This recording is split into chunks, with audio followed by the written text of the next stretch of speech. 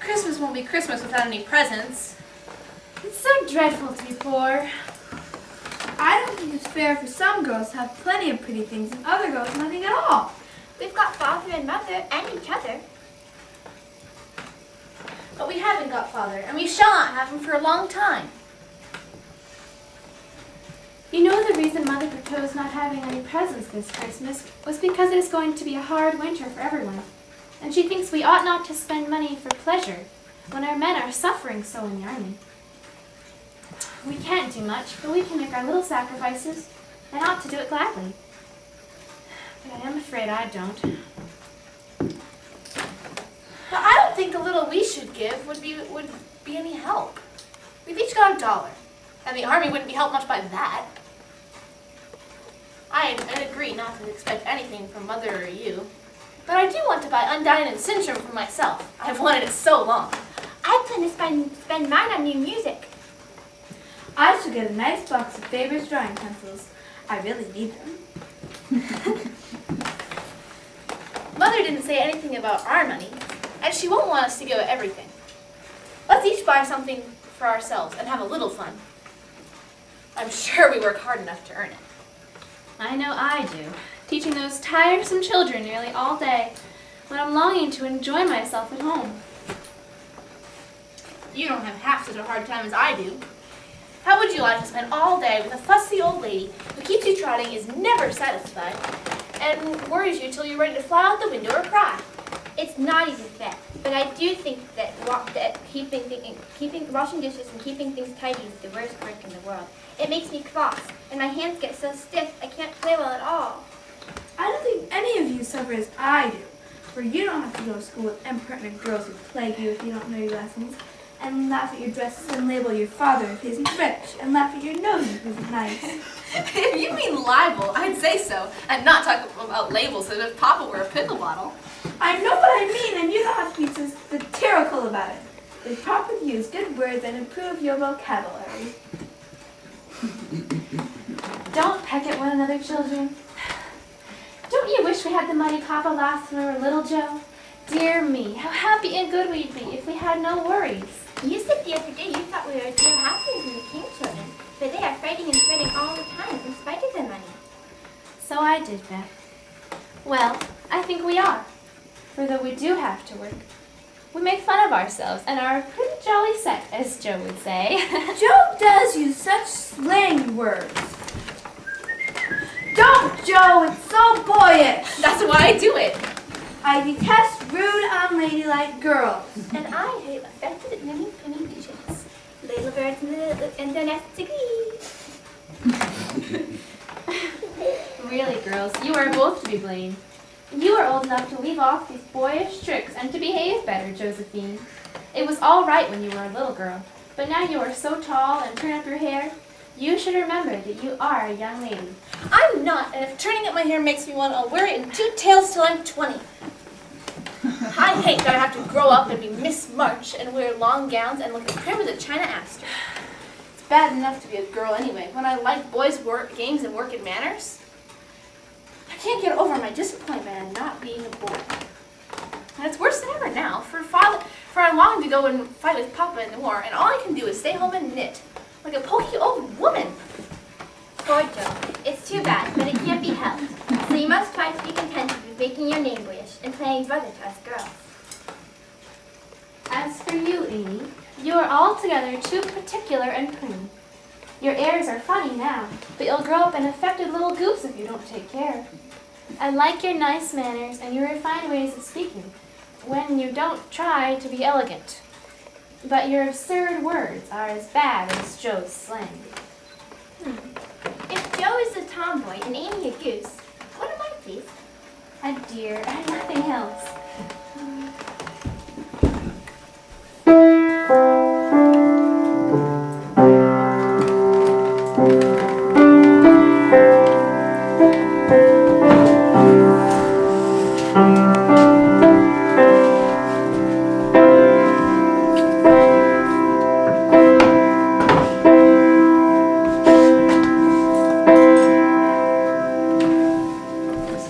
They are quite, Marmee must have a new pair. Oh, I thought I'd buy her some with my family now that Papa's away, and I shall provide the slippers. For he told me to take special care of her while he was gone. I'll tell you what we'll do. Let's each get her something for Christmas and not get anything for ourselves. That's like you, dear. What shall we get? I shall buy her a nice pair of gloves. Army shoes, best to be had. Some handkerchiefs, I'll hem. I shall get a little bottle of cologne. She likes it, and it won't cost much, so I'll still have so much to buy my pencils. How will we give the things? Put them on the table and bring her in and watch and see her open them. Don't you remember how we used to do on our birthdays? I used to be so frightened when it was my turn to come and sit on the chair with the crown on and see you all come marching around with the presents and the kiss. I liked the things and the kissing, but it was dreadful to have you all sit looking at me as I opened the bundles. Let Marmee think we're getting things for ourselves, and then surprise her.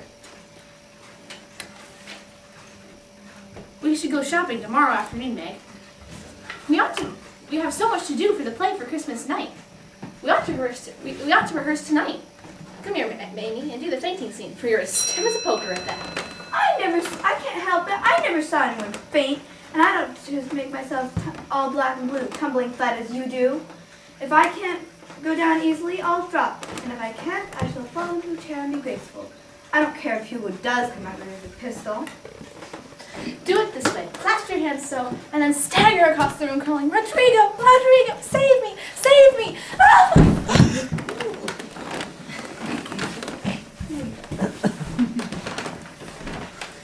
Rodrigo, Rodrigo, save me, save me. Ah. Oh, use. Do your best when the time comes, and if the audience laughs, don't blame me. Come on, Meg, we must do the death of the evil Hugo. I don't mean to act anymore after this time. I'm getting too old for such things. You won't stop, I know. As long as you can trail around in a white dress and with your hair down and wear gold paper jewelry. You're the best actress we've got, and there'll be an end to everything if you quit the boards. All right. Hugo, has my potion at last won you the beautiful Zara? Hagar, you have deceived me like the witch that you are. She still loves the handsome Rodrigo. Theirs is a powerful love, but it can be broken if you dare to drink this last and most powerful potion. And it will help me defeat that rapscallion Rodrigo. It will. It will. Give it to me, hag.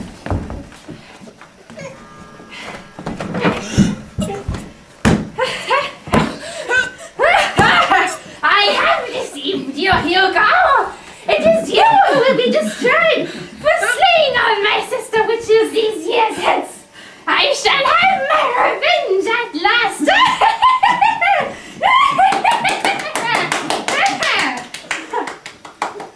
It's the best we've had yet.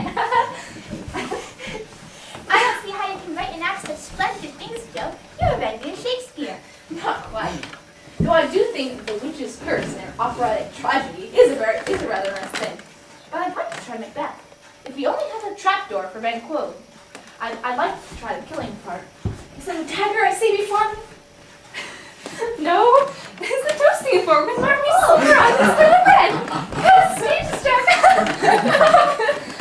Glad to find you so merry, my girl. Marmee!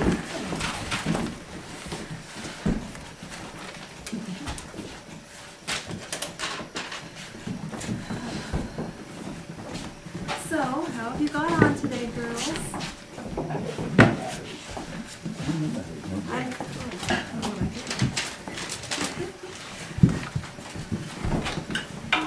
There was so much to do getting the boxes ready to go tomorrow, and I didn't come home to dinner. Has anyone called that? How's your cold, Meg? Much better. I'm tired, Joe. Come and kiss me, baby.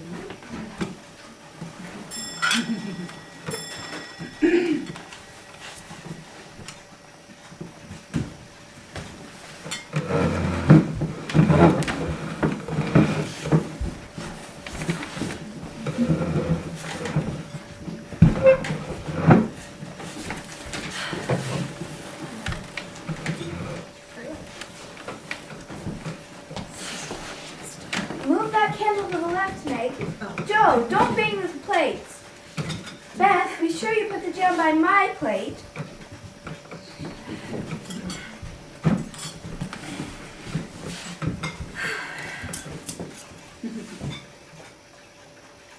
I've got a treat for you after supper. A letter! Three cheers for Father! Yes, a nice long letter.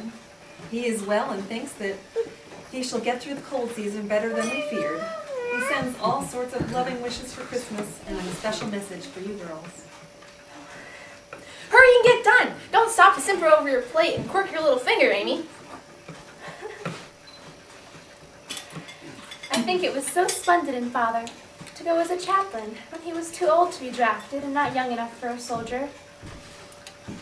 No, I wish I could go as a drummer. Or a what's it called? Or a nurse, so I could be near him and help him. It must be very disagreeable to sleep in a tent and drink out of a tin mug and eat all sorts of bad-tasting things. When will he come home, Marmee? Not for many months, my dear, unless he's sick. He will stay and do his work faithfully as long as he can. And we won't ask for him back a minute sooner than he can be spared. Now come, and let's hear the letter.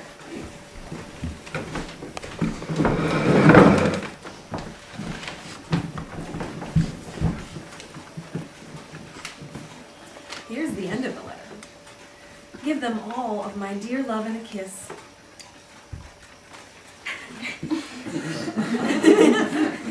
Tell them I think of them by day, pray for them by night, and find my best comfort in their affection at all times. A year seems very long to wait before I see them, but remind them that while we wait, we may work, so that these hard days need not be wasted. I know they will all remember what I said to them, and that they will be loving children to you, will do their duty faithfully, fight their bosom enemies bravely, and conquer themselves so beautifully that when I come back to them, I may be fonder and prouder than ever of my little women. I am a selfish girl, but I'll truly try to be better, so he may be disappointed in me by and by. We all will. I think too much of my looks and hate to work, but won't anymore if I can help it. I'll try and be what he loves to call me, a little woman. And not be rough and wild, but do my duty here at home, instead of wanting to be somewhere else. Do you remember how you used to play Pilgrim's Progress when you were little things? Nothing delighted you more than to have me tie my piece bags on your backs for burdens, give you hats and sticks and rolls of paper, and let you travel through the house from the cellar, which was the city of destruction, up to the housetop, where you had all the lovely things you could collect to make the celestial city. What fun it was! Especially going to fighting the goblins and the dragons and fighting Apollyon, and going through the valley where the hobgoblins were. I liked the part where the bundles fell off and tumbled downstairs. My favorite part was when we came out into the flat roof where our flowers and arbors and pretty things were, and all stood and sung for joy up there in the sunshine. I don't remember much about it, except that I was afraid of the cellar and the dark entry. But I liked the cake and milk we had at the top. If I wasn't too old for such things, I'd rather like to play it again. Oh, we're never too old for such things, my dear. Because it is a play we're playing all the time, in one way or another. Our burdens are here, our road is before us, and the longing for goodness and happiness is the guide that leads us through many troubles and mistakes to the peace which is a true celestial city. Now, my little pilgrims, suppose you begin again, not in play but in earnest, and see how far you get on before Father comes home. Really, Mother? Where are our bundles? Each of you told what your bundle was just now, except for Beth. I rather think she hasn't gotten any. Yes, I have. Mine is dishes and dusters and envying girls with nice pianos and being afraid of people. Let us do it. It is only another name for trying to be good. And though we do want to be good, it's hard work, and we forget. So this story may help us when we don't do our best. We were in the Slough of Despond tonight, and Marmee came and pulled us out, like Help did in the book. We ought to have our role of directions, like Christian. What shall we do about that? Look under your pillows. close on Christmas morning, and you will find your guidebook. Now, my children, it is time for our bedtime song.